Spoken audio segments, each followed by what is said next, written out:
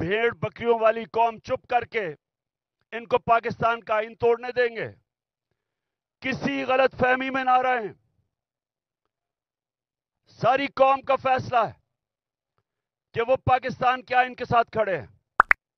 और chief justice के ऊपर जिस तरह का प्रेशर डाला जा रहा है, जिस तरह उसके खिलाफ प्रोपेगेंडा कर रहा है ये माफिया, जो जजेस के खिलाफ प्रोपेगेंडा कर रहा है, मैं आज ये माफिया को बताना चाहता हूं कि सारी कौम इस मुल्क के आइन और इस मुल्क के जजेस के साथ खड़ी है, जो आइन के साथ खड़े हैं।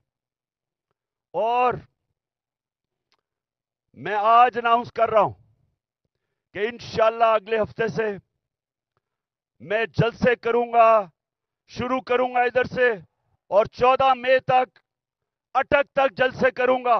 मैं पब्लिक में निकलूंगा, आवाम को तैयार करूंगा कि हम किसी सूरत ये जो 2 केयर टेकर पंजाब में गवर्नमेंट और पख्तूनख्वा में जिनका मुद्दत खत्म हो चुकी है, इनकी कोई कानूनी हैसियत नहीं है, इनका जवाज आज बिल्कुल गैर कानूनी है।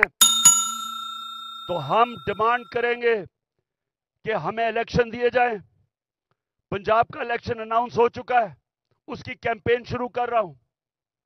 पख्तूनख्वा के लिए हम हाई कोर्ट में, हम सुप्रीम कोर्ट में जाएंगे, वहां के लोगों के लिए भी इलेक्शन चाहते हैं, क्योंकि 70% पाकिस्तान में अवाम की कोई नुमाइंदगी नहीं है।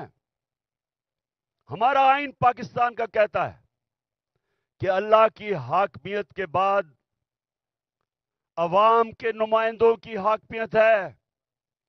ना इस वक्त पख्तूनख्वा में है और ना पंजाब में है।